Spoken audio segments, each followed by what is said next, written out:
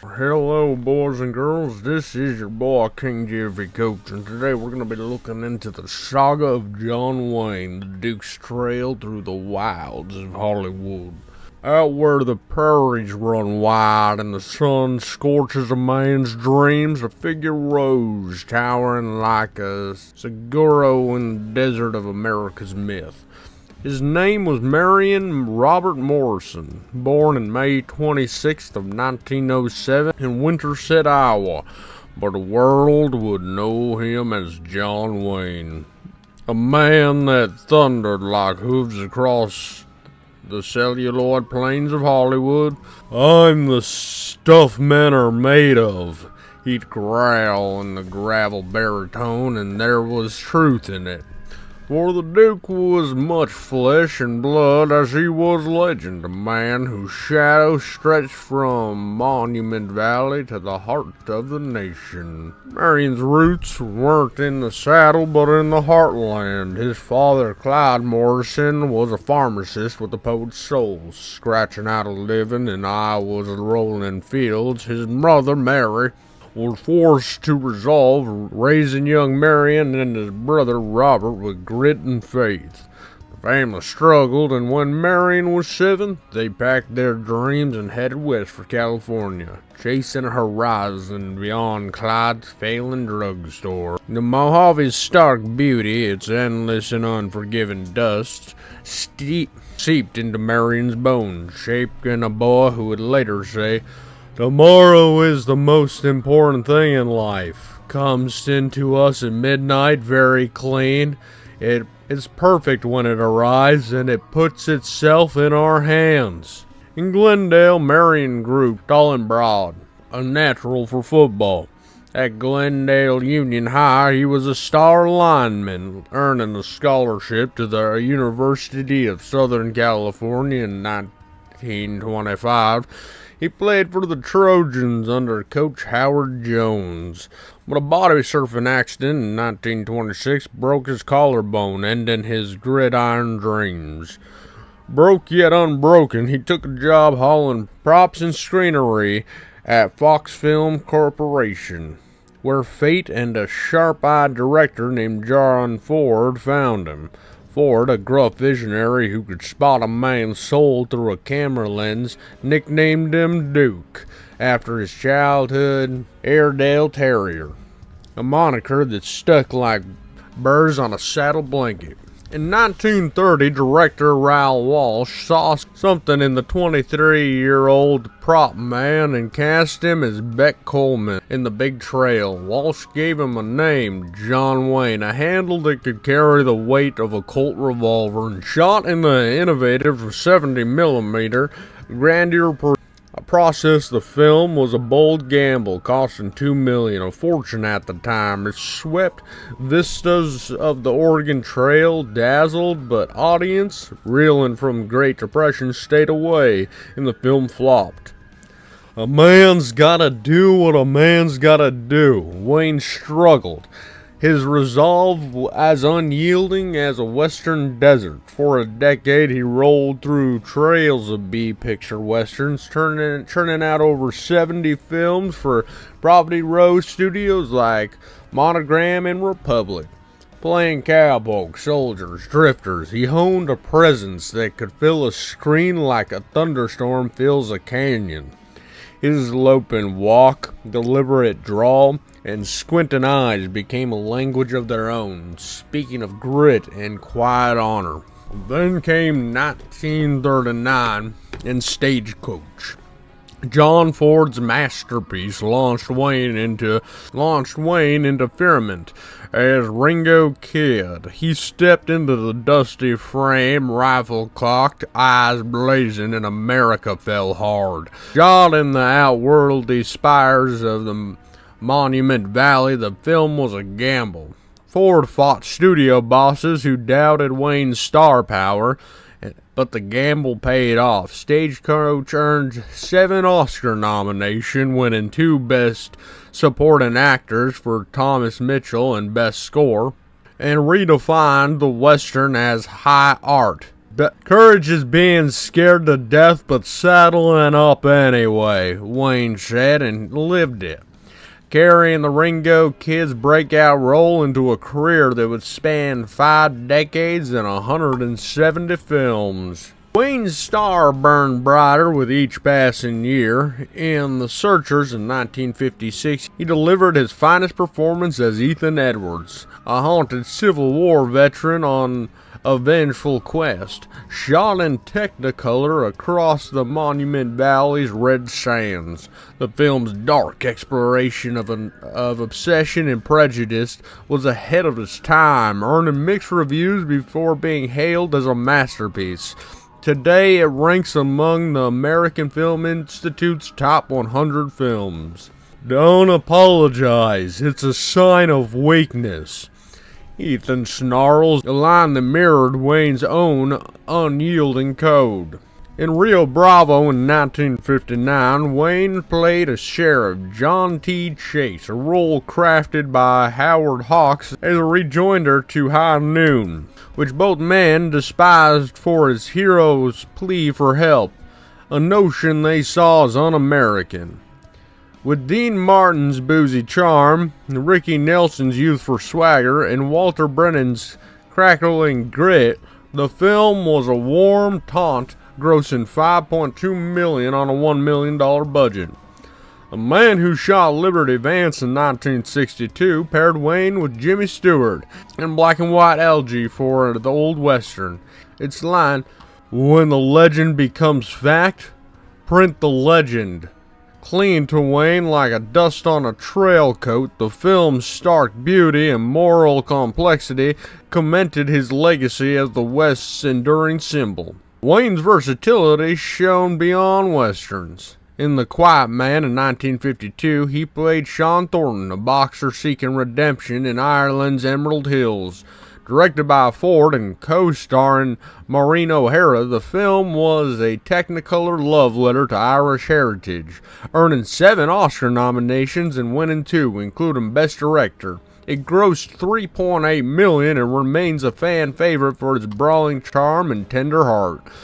In The Longest Day in 1962, a star-studded D-Day epic, Wayne played Lieutenant Colonel Benjamin Vandervoot, lending gravitas to a $10 million production that earned critical acclaim and 2 Oscars. His war films like Sands of Iwo Jima in 1949, which nabbed him an Oscar nomination, showed a patriotism that resonated with his audiences, grossing $7.8 million. John Wayne wasn't just a star, he was a force, like a titan. He clashed with others in Hollywood's corral. His most famous feud was with Clint Eastwood, whose gritty, morally ambiguous westerns rated on Wayne's traditional sensibilities. In 1970, Eastwood's rise to the films like High Plains Drifters in 1973 and The Outlaw Josie Wales in 1976 challenged Wayne's vision of the heroic cowboy. Wayne reportedly wrote Eastwood a letter after High Plains Drifter, calling it anti-Western for its darker tone and lack of a clear moral lines.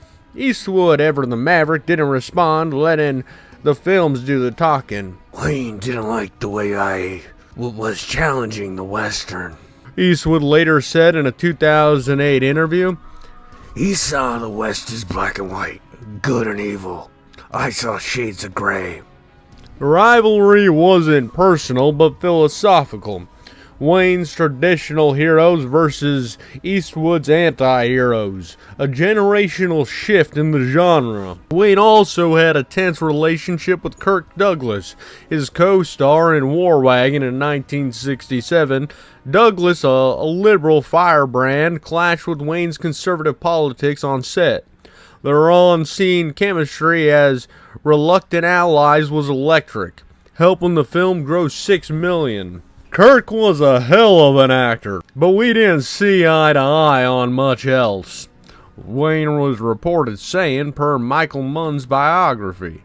Yet Wayne respected talent, and their professional rapport produced a roll-licking heist western. Another fun rivalry was Frank Sinatra. Part of the Rat Pack's cool swagger, Wayne, a straight shooting traditionalist, found Sinatra's playboy persona irritating, especially during the filming of Longest Day, where Sinatra's brief cameo was a wise-cracking soldier contrasting with Wayne's stoic commander. Frank thought he could charm everyone.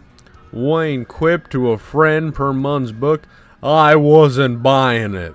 Still, Wayne's grudging respect for Sinatra's talent shone through, and their paths crossed amicably at Hollywood events. Off-screen, Wayne was a complex man, a devoted father of 7, married 3 times to Josephine Sanels from 1933 to 1945, Esperanza Bra from 1946 to 1954, and Pillar Pallet from 1954 to 1979. His children, Michael, Patrick, and others, followed him into showbiz, with Michael producing films like Green Berets in 1968, a pro-Vietnam War epic. Wayne directed and starred in, grossing $21 million despite mixed reviews. "I'm a family man first," Wayne said, and his sprawling brood with his anchor, even amidst stormy marriages. His patriotism was fierce, often divisive, and as founder of the American Picture Alliance for the Preservation of American Ideals in 1944, Wayne crusaded against communist influence in Hollywood during the Red Scare, naming names and earning both allies and enemies. "No goddamn commie's gonna frighten me," he declared, but his zeal fueled the blacklist, drawing scorn from liberals like Dalton Trumbo. The 1971 Playboy interview ignited a firestorm when Wayne bluntly spoke on race.